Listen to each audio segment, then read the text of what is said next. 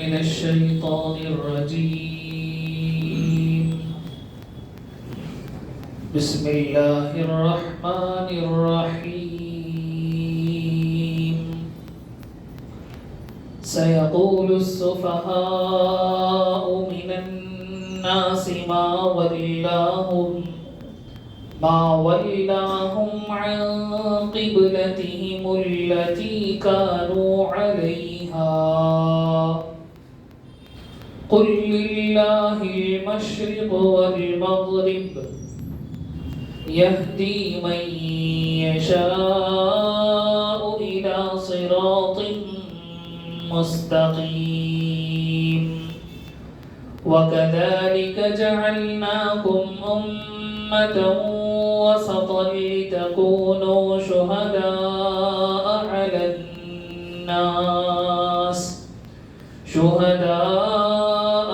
الناس ويكون الرسول عليكم شهيدا. وما جعلنا القبلة التي كنت عليها إلا لنعلم من يتبع الرسول ممن ينقلب على عقبيه وإن كانت لكبيرة إلا على الذين هدى الله وما كان الله ليضيع إيمانكم إن الله بالناس لرؤوف رحيم. صدق الله العظيم. إن الحمد لله نحمده ونستعينه ونستغفره ونؤمن به ونتوكل عليه ونعوذ بالله من شرور أنفسنا ومن سيئات أعمالنا. من يهده الله فلا مضل له ومن يضلله فلا هادي له. ونشهد أن لا إله إلا الله وحده لا شريك له. ونشهد أن سيدنا وسندنا ومولانا محمدا عبده ورسوله. أما بعد.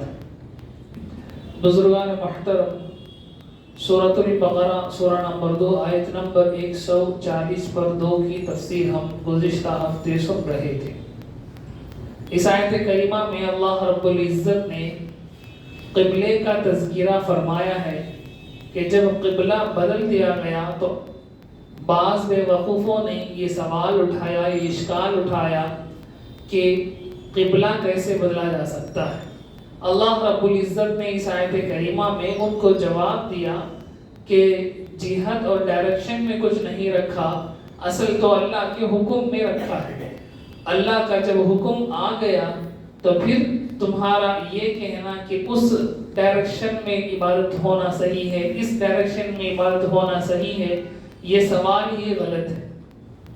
اس ضمن میں بڑی تفصیل کے ساتھ قبلے کی ضرورت کیا ہے، اللہ نے قبلے کو مومنوں کے لیے ضروری کیوں قرار دیا، بڑی تفصیل سے گزشتہ ہفتے آپ کے سامنے ہم نے گزارشات رکھی تھی، جن کا خلاصہ یہ ہے کہ اللہ رب العزت نے مومنوں پر جو عبادت لازم فرمائی ہے ان کو 2 حصوں میں بانٹا جاتا ہے. ایک وہ عبادت ہے جو انسان انڈیویجولی پرفارم کرتا ہے، انفرادی ادا کرتا ہے، اور ایک وہ عبادت ہے جس کو ادا کرنے کے لیے جماعت چاہیے، جماعت کے ساتھ ادا کی جانے والی عبادتیں جنہیں ہم اجتماعی عبادتیں کہتے ہیں. انفرادی عبادتوں کے لیے کوئی ڈائریکشن اللہ نے ضروری نہیں قرار دیا. انفرادی عبادتیں جیسے دعا مانگنا ہے، دعا مانگنے کے لیے عام طور پر کوئی ڈائریکشن اللہ نے ضروری قرار نہیں دیا. ذکر کرنا ہے، ذکر انڈیویجول ادا کی جانے والی عبادت ہے، انفرادی طور پر ادا کی جانے والی عبادت ہے، تو اس کے لیے بھی کوئی ڈائریکشن نہیں ہے. آپ جس ڈائریکشن میں بھی چاہے بیٹھ کر ذکر کر سکتے ہیں، چل کر ذکر کر سکتے ہیں، پھرتے ہوئے ذکر کر سکتے ہیں.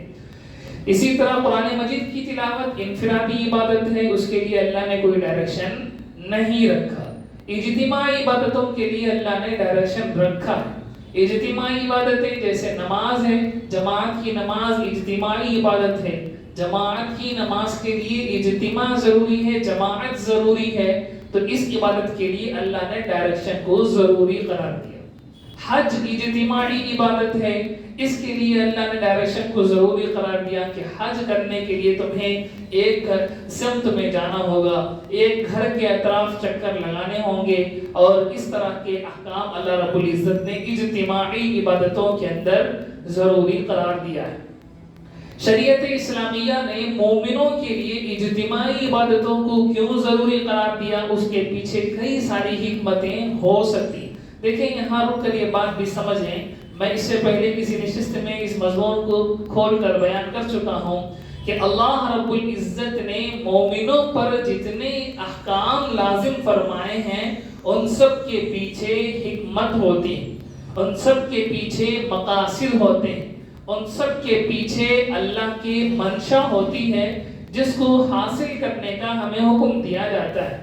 अब क्या क्या हिकमतें किन किन इबादतों के पीछे हैं, इसका जानना हमारे ऊपर जरूरी नहीं है, इसके जानने के पीछे लगना ये भी जरूरी नहीं है।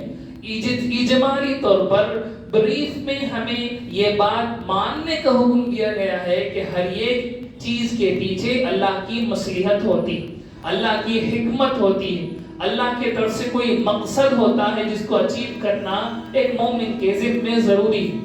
इसको यूं समझें कि अल्लाह ने जो इबादतें हम पर लाजिम फरमाई हैं वो वैसे ही नहीं है, सिर्फ इम्तिहान के लिए अल्लाह ने उनको लाजिम नहीं फरमाया।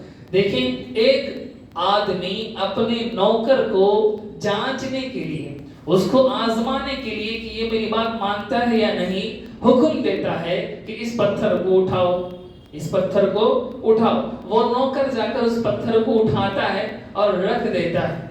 अब बादशाह को, अब उसके आका को, उसके मालिक को यकीन हो गया कि ये मेरी बात मानने वाला है, लेकिन पत्थर उठाकर रखने में उस नौकर का कोई फायदा नहीं है।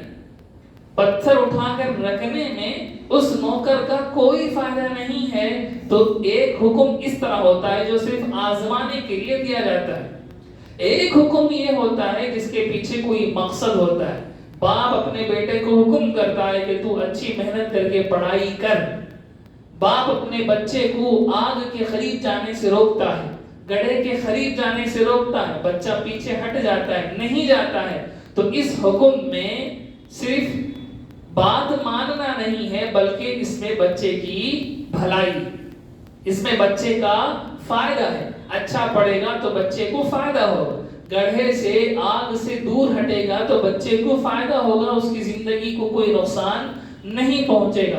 तो दोनों तरफ हुक्म है और दोनों तरफ एक आदमी उस हुक्म पर अमल कर रहा है, लेकिन पहले सिनेरियो में उस हुक्म पर अमल करने का कोई फायदा अमल करने वाले को नहीं है, लेकिन दूसरे सिनेरियो में उस हुक्म पर अमल करने वाले को फायदा है, उस हुक्म पर अमल करने वाले को फायदा है। बिल्कुल इसी तरह अल्लाह रब्बुल इज्जत ने जो अहकाम हम पर लाजिम फरमाए हैं वो किस कैटेगरी में बैठेंगे? क्या वो पहले वाली कैटेगरी में हैं या दूसरी वाली कैटेगरी में हैं? अगर पहले वाली कैटेगरी में हैं तो हमारा उठना बैठना नमाज में, हमारा भूखा रहना रोजे में, हमारा चक्कर लगाना, मेहनत मशक्कत करना हज की इबादत में, इसका बंदे को कोई फायदा नहीं होगा। सिर्फ अल्लाह की बात मानना ये काम पूरा होगा। और अगर दूसरी सिनेरियो के मुताबिक अल्लाह के अहकाम हैं तो फिर उसके पीछे मसलहतें हैं, फायदे हैं, जो फायदे इंसान को अल्टीमेटली पहुंचेंगे, जो फायदे इंसान को किसी ना किसी तरह से हासिल होंगे। अब उलमाए अहलुस सुन्नह, उलमा के दरमियान ये मसला डिबेटफुल है। बाज़ उलमा कहते हैं कि ये अल्लाह ने जो हुक्म बंदों पर लाजिम फरमाया है उसके पीछे कोई पर्पस नहीं है, उसके पीछे कोई हिकमत नहीं है, बस अल्लाह जांचना चाहते हैं, एग्जाम लेना चाहते हैं, इम्तिहान लेना चाहते हैं कि ये बात मेरा बंदा मानता या नहीं मानता।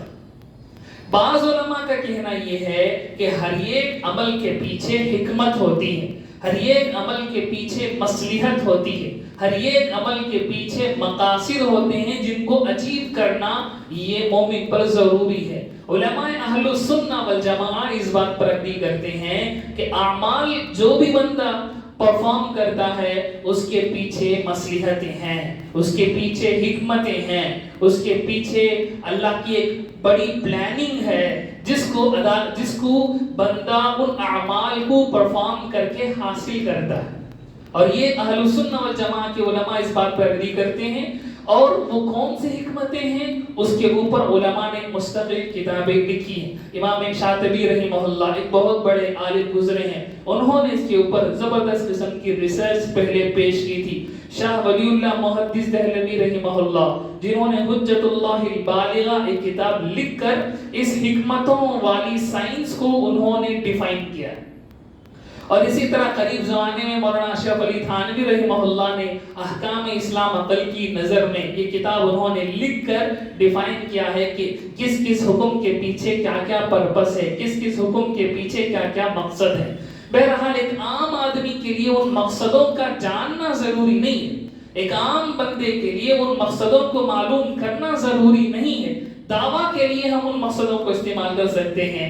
किसी नॉन मुस्लिम से हम बात करते वक्त उन मकासिद को, उन हिकमतों और मसलिहतों को पेश कर सकते हैं। या मोमिनीन में से किसी को इश्काल हो, किसी के जहन में सवालात हो, तो उनको ख़त्म करने के लिए उन मसलिहतों को हम देख सकते हैं। लेकिन एक आम बंदे के लिए असल हुक्म ये है कि अल्लाह ने कहा मैं मान गया, अल्लाह का हुक्म है मैं मान गया, और वो ये यकीन करे कि इसके पीछे जरूर कोई ना कोई मसलिहत है, कोई ना कोई हिकमत है।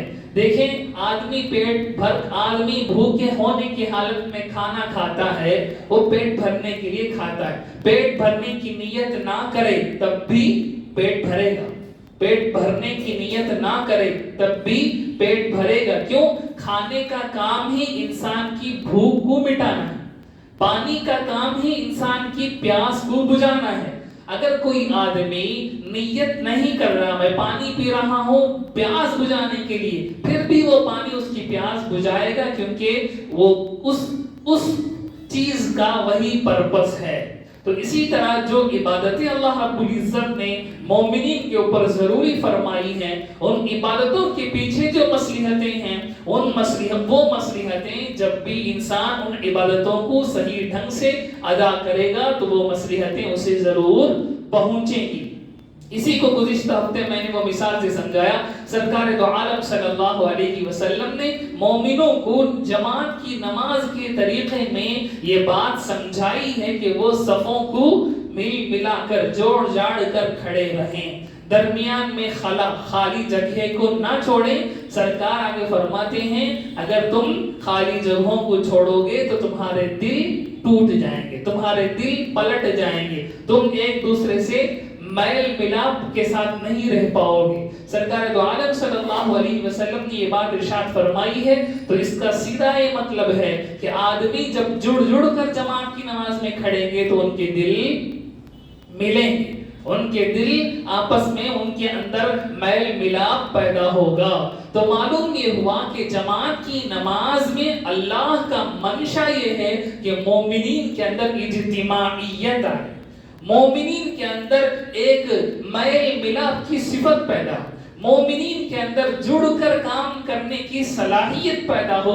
इसी चीज को अचीव कराने के लिए अल्लाह ने 5 वक्त की नमाज़ें मोमिनीन पर फर्ज फरमाई। हर हाल में तुझे मस्जिद में आना होगा और मोमिनीन के संगत जुड़कर तुझे अल्लाह के सामने इबादत करना होगा, ताकि मोमिनीन की इज्तिमाइयत बाकी रहे, मोमिनीन का ग्रुप होना, मोमिनीन का जुड़ना पाया जाए। और इसका असर हमें सहाबा की जिंदगियों में देखने को मिलता है कि सहाबा मस्जिदों के अंदर अपने पूरे मसाइल को हल कर लिया करते थे। सहाबा मस्जिदों के अंदर अपने पूरे मसाइल को हल कर लिया करते थे। मस्जिद और जमात की नमाज उनके लिए एक बहुत बड़ी नेमत थी कि एक दूसरे की प्राइवेट जिंदगी, एक दूसरे की पब्लिक जिंदगी, एक दूसरे की जरूरियात, एक दूसरे की खुशी, एक दूसरे की गमी, सब कुछ उसी जमात के अंदर सॉल्व हो जाया करता है। और इसीलिए सरकार दो आलम सल्लल्लाहु अलैहि वसल्लम ने खुशी को भी मस्जिद में रखा, गमी को भी मस्जिद में रखा कि तेरी शादी मस्जिद में होनी चाहिए और तेरे जनाजे की नमाज मस्जिद में होनी चाहिए। ये इस वजह से है कि उम्मत के अंदर मरकजियत आए, امت کے اندر اجتماع کی صفت پیدا ہو، امت کے اندر جڑنے کی میل ملاپ کی صلاحیت پیدا ہو، ایبیلٹی پیدا ہو۔ اسی لیے ہم دیکھتے ہیں کہ صحابہ کے زمانے میں جماعت کی نماز میں کوئی ایک صحابی موجود نہیں ہوتا تو پوری جماعت کو پتا چل جاتا کہ فلاں صاحب آج جماعت کی نماز میں نہیں آئے، اور صحابہ کو آگے سے فکر لگ جاتی تھی کہ وہ کیوں نہیں آئے، وہ اس لیے نہیں آئے کہ وہ بیمار ہیں، تو پھر ان کی عیادت کے لیے صحابہ جایا کرتے تھے، ان کے گھر کو جا کر صحابہ وزٹ کرتے تھے کہ کہیں بیمار تو نہیں ہو گئے، کہیں ان کو ضرورت تو کوئی نہیں ہے، اگر ضرورت ہے تو پھر مومنین کی جماعت اپنے طور سے ان کی مدد کیا کرتی تھی، اور اگر وہ صاحب بستی میں نہیں ہے، شہر میں نہیں ہے، تو بھی صحابہ کو معلوم پڑ جاتا تھا کہ ہماری جماعت کا ایک بندہ سفر پر گیا ہوا ہے۔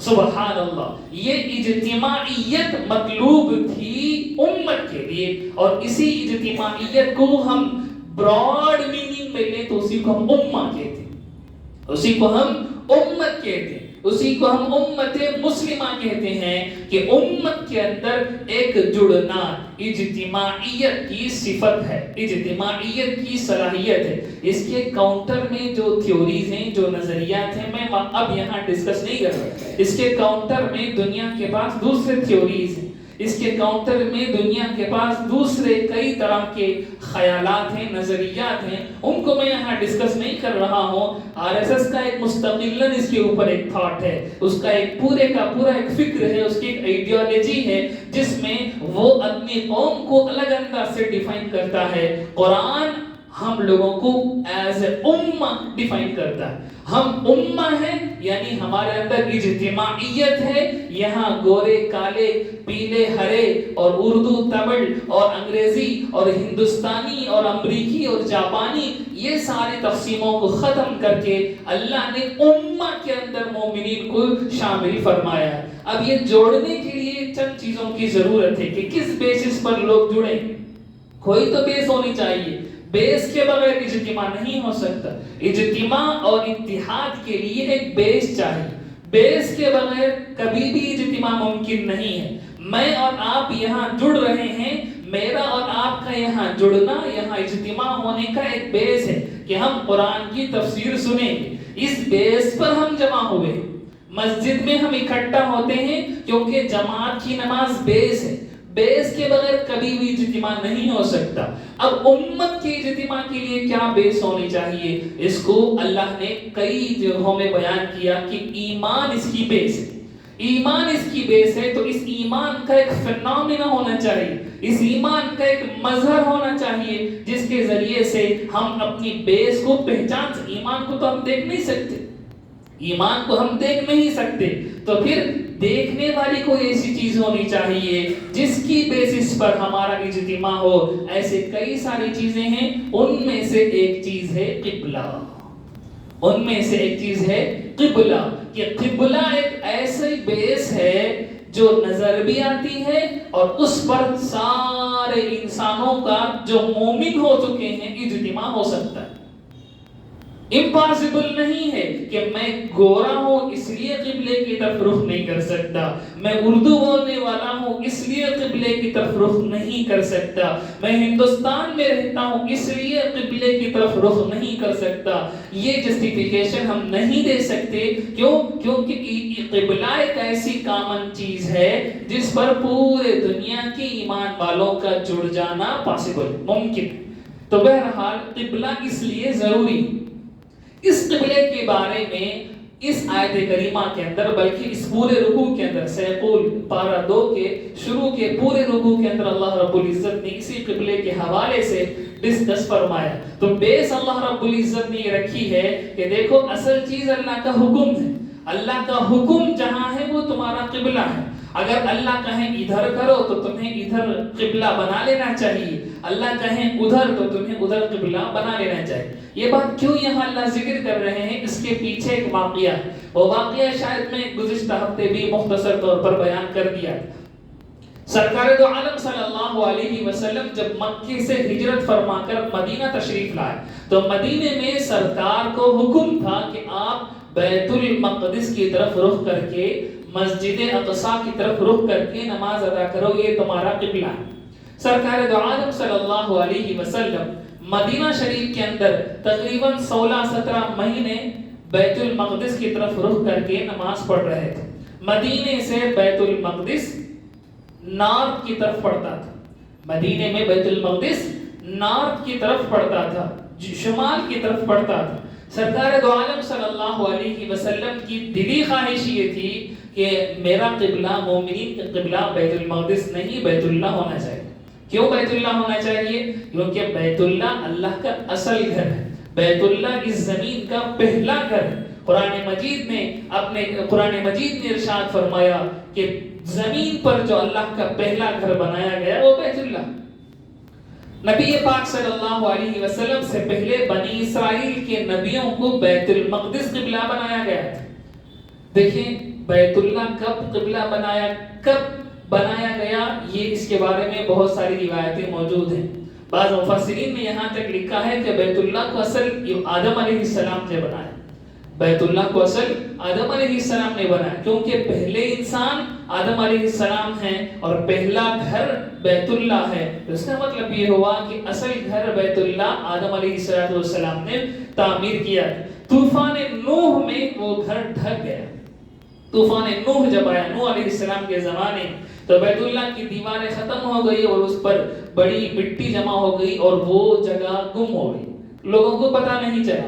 ابراہیم علیہ السلام کے زمانے میں اللہ رب العزت نے ان کو حکم دیا کہ اس جگہ اصل بیت اللہ تھا، اس کو تم تعمیر کرو۔ اور وہ علماء استدلال کرتے ہیں کہ اللہ رب العزت ابراہیم علیہ السلام کے بارے میں فرماتے ہیں وَإِذْ يَرْفَعُ إِبْرَاهِيمُ الْقَوَاعِدَ مِنَ الْبَيْتِ وَإِسْمَاعِيلُ، اور تم یاد کرو جب ابراہیم علیہ السلام نے اسماعیل علیہ السلام کے ساتھ مل کر بنیادوں کو اٹھایا۔ یہ آیت قرآن مجید میں بنیادوں کو اٹھایا، بیس کو اٹھایا۔ اب علماء کا یہ کہنا ہے، ان کا استدلال ہے کہ اللہ یہ نہیں کہہ رہے ہیں کہ ابراہیم علیہ السلام نے بیت اللہ کو بنایا، بلکہ کہہ رہے ہیں کہ بنیادوں کو، بیس کو اٹھایا۔ تو اس کا مطلب ہے کہ ابراہیم علیہ السلام سے پہلے بیس تھی، ابراہیم علیہ السلام سے پہلے بیس تھی۔ ابراہیم علیہ السلام اور اسماعیل علیہ السلام نے اس بیس پر کعبہ شریف کو تعمیر کیا تھا۔ تو بہرحال نبی پاک صلی اللہ علیہ وسلم مکے میں کہاں قبلہ تھا، اس کے بارے میں علماء کے دو رائے ہیں۔ بعض علماء کہتے ہیں کہ اس وقت بیت اللہ قبلہ تھا، اس وقت بیت اللہ قبلہ تھا۔ بعض علماء کہتے ہیں نہیں، مکے میں نبی پاک صلی اللہ علیہ وسلم بیت المقدس کی طرف ہی رخ کر کے نماز پڑھتے تھے، لیکن اس انداز سے پڑھتے تھے کہ کعبہ شریف کے سامنے کھڑے ہوتے تھے اور اس کے آگے بیت المقدس ہوتا تھا، اس ڈائریکشن میں کھڑے ہو کر نماز پڑھا کرتے تھے۔ بہرحال جو کچھ بھی ہو، مدینہ شریف کے اندر آنے کے بعد یہ مسئلہ تو کلیئر ہو گیا کہ اب دونوں قبلوں کو ایک ساتھ ایک ڈائریکشن میں نہیں لایا جا سکتا تھا، کیونکہ مدینہ شریف کے نارتھ میں بیت المقدس تھا اور مدینہ شریف کے ساؤتھ میں مکہ تھا۔ تو مدینے کے اندر کھڑے ہو کر ایک ہی ڈائریکشن میں نماز ہو سکتی تھی، دو ڈائریکشنوں میں یا دونوں کو مرج کر کے ایک ڈائریکشن میں نماز نہیں ہو سکتی تھی۔ تو مدینہ کے اندر سرکار دو عالم صلی اللہ علیہ وسلم بیت المقدس کی طرف رخ کر کے نماز پڑھتے تھے، یعنی نارتھ کی طرف، مدینے کے اندر نارتھ کی طرف رخ کر کے نماز پڑھتے تھے۔ اور مشرک اہل کتاب جو یہودی تھے، ان لوگوں نے یہاں یہ اشکال شروع کر دیا کہ ان کو اصل میں ان کا قبلہ نہیں معلوم، ہمارا قبلہ کاپی کر رہے ہیں۔ یہ اشکال ان لوگوں نے اٹھایا کہ ان کو اپنا قبلہ نہیں معلوم، یہ ہمارے قبلے کو کاپی کر رہے ہیں۔ یہ ان لوگوں نے کہا کہ ان کا دین کچھ بھی نہیں ہے، یہ خود سے گھڑ کر اپنا قبلہ بنائے ہوئے ہیں۔ بہرحال نبی پاک صلی اللہ علیہ وسلم کی دلی خواہش یہ تھی کہ قبلہ بیت اللہ ہونا چاہیے۔ آگے کی آیتوں میں اس کا ذکر ہے۔ آیت نمبر 140 پر 4 میں اللہ ذکر کر رہے ہیں قد نرا تقلب وجهك فی السماء، ہم تمہارا چہرہ بار بار آسمان کی طرف اٹھتا ہوا دیکھ رہے ہیں، تم چاہتے ہو کہ قبلہ بیت اللہ ہو جائے، یہ تمہارا انٹینشن مجھے معلوم ہو رہا ہے۔ اللہ رب العزت نبی پاک صلی اللہ علیہ وسلم کو فرماتے ہیں۔ تو نبی پاک صلی اللہ علیہ وسلم کی خواہش یہ تھی کہ بیت اللہ قبلہ ہو جائے، یہ اصل گھر ہے۔ یہ اللہ کا اصل گھر ہے۔ اللہ رب العزت نے نماز کے دوران ہی سرکار کو حکم فرمایا کہ آپ بیت اللہ کی طرف رخ کر کے نماز پڑھیں۔ شطر المسجد الحرام فولی وجہک شطر المسجد الحرام، اپنے چہرے کو مسجد حرام کے ڈائریکشن میں پھیر دو۔ نبی پاک صلی اللہ علیہ وسلم ایک مسجد میں اس وقت نماز پڑھ رہے تھے، نماز کی تقریباً 2 رکعتیں ہو گئی، یہ آیت نازل ہوئی تو نماز کے دوران ہی 180 ڈگری نبی پاک صلی اللہ علیہ وسلم نے اپنا رخ مبارک پھیر لیا، اور اس کے بعد سے آج تک کعبہ شریف مسلمانوں کا قبلہ۔ اسی لیے مسجد اقصی کو جب یہ فلسطین کا ایشو چل رہا ہے، مسلمان کہتے ہیں قبلہ اول، یہ ہمارا قبلہ اول ہے۔ مسلمان اس لیے کہتے ہیں کہ مدینہ شریف میں 16-17 مہینے سرکار دو عالم صلی اللہ علیہ وسلم مسجد اقصی کی طرف رخ کر کے نماز ادا کی ہے، اس لیے وہ بھی مسلمانوں کا قبلہ ہے، لیکن منسوخ ہو گیا ہے۔ منسوخ کا مطلب ہے اس کو ختم کر کے دوسرا قبلہ اللہ رب العزت نے دے دیا ہے، اور آج بھی مدینہ طیبہ کے اندر مسجد ذوالقبلتین موجود ہے۔ مسجد ذوالقبلتین موجود ہے، یعنی 2 قبلوں والی مسجد، جس مسجد میں سرکار دو عالم صلی اللہ علیہ وسلم اس وقت نماز پڑھ رہے تھے، وہ مسجد کو آج بھی اسی انداز سے باقی رکھا گیا ہے تاکہ یہ ہسٹری محفوظ ہو۔ تو جب قبلہ پھرا تو ان لوگوں نے یہ سوال خوب اچھالا کہ ان کا دین کوئی بیس نہیں ہے، کبھی یوں کرتا ہے کبھی یوں کرتا ہے۔ اللہ رب العزت ان سب کا ایک جواب اس آیت کریمہ میں دے رہے ہیں۔ اللہ فرماتے ہیں قُلْ لِلَّهِ الْمَشْرِقُ وَالْمَغْرِبُ، اے نبی آپ ان کافروں سے کہہ دیں ایسٹ اور ویسٹ اللہ کا ہے۔ ایسٹ اور ویسٹ، ایسٹ اور ویسٹ کا مطلب نارتھ اور ساؤتھ یہ مطلب نہیں ہے، ایسٹ اور ویسٹ کا مطلب ہے پوری ڈائریکشنز۔ ایسٹ اور ویسٹ کا مطلب ہے پورے ڈائریکشنز اللہ کے لیے، ڈائریکشنز پورے 6 ہوتے ہیں، ایک ایسٹ، ویسٹ، نارتھ، ساؤتھ اور اوپر اور نیچے، اپ اور ڈاؤن، یہ 6 ڈائریکشنز ہیں۔ اللہ رب العزت اس آیت کریمہ میں فرماتے ہیں سارے ڈائریکشنز اللہ کے ہیں۔ اللہ جس طرف تمہیں حکم دے وہ تمہارا قبلہ ہے۔ کعبہ شریف کے اندر کچھ نہیں رکھا، مسجد اقصی کے اندر کچھ نہیں رکھا، اصل جو رکھا ہے اللہ کے حکم میں رکھا ہے۔ اللہ کا حکم کعبہ شریف کی طرف ہے تو وہ تمہارا قبلہ ہے، اللہ کا حکم مسجد اقصی کی طرف ہے تو وہ تمہارا قبلہ ہے۔ اصل حکم میں اللہ کے حکم میں رکھا ہے، کسی میں کچھ نہیں رکھا تو یہ لڑنا ہی بیکار ہے، یہ تمہارا سوال کرنا ہی بے وقوفی ہے۔ تم کیا سمجھ رہے ہو کعبہ شریف کے اندر کچھ ہے؟ تم کیا سمجھ رہے ہو مسجد اقصی خود کوئی مقدس چیز ہے؟ وہ خود کوئی مقدس چیز نہیں ہے، اللہ کے حکم سے وہ مقدس ہے۔ اس کو ہم سیدنا عمر رضی اللہ عنہ کی سیرت میں دیکھتے ہیں۔ سیدنا عمر رضی اللہ تعالیٰ عنہ حجر اسود کو بوسہ دے رہے، کالے پتھر کو بوسہ دے رہے، اور کہتے ہیں کہ مجھے معلوم ہے تو پتھر ہے، اگر میں سرکار کو تجھے چومتا ہوا نہ دیکھتا میں تجھے نہیں چومتا، تیرے اندر کچھ بھی نہیں ہے، اللہ نے کہا سرکار نے کیا اس لیے تو مقدس ہے، تیری عزت ہے، عظمت سب کچھ ہے اللہ کے کہنے کی وجہ سے۔ تو یہیں سے یہ بات معلوم ہو گئی کہ مومنین کعبہ شریف کا سجدہ نہیں کرتے، مومنین اللہ کا سجدہ کرتے ہیں کعبہ شریف کے ڈائریکشن میں۔ مومنین کعبہ شریف کا سجدہ نہیں کرتے، مومنین اللہ کا سجدہ کرتے ہیں کعبہ شریف کے ڈائریکشن میں۔ آگے آیتوں کے اندر لفظ آئے شطر المسجد الحرام، شطر المسجد الحرام، شطر المسجد، یہ لفظ بار بار آئے گا آگے کی آیتوں میں۔ شطر المسجد الحرام کا مطلب ہے مسجد حرام کی ڈائریکشن میں تم اپنا فیس کر لو۔ تو معلوم یہ ہوا کہ اللہ نے جو ہمارا قبلہ بنایا وہ کعبہ شریف بنایا اور اس کی ڈائریکشن بنایا۔ تو یہیں سے یہ سوال بھی ختم ہو جاتا ہے کہ مومنین کعبہ کی پوجا نہیں کرتے، مومنین اللہ کی عبادت کرتے ہیں۔ کعبہ ایک سمبل ہے جس کو اللہ نے فکس کیا ہے، اگر اللہ کعبے کی جگہ کوئی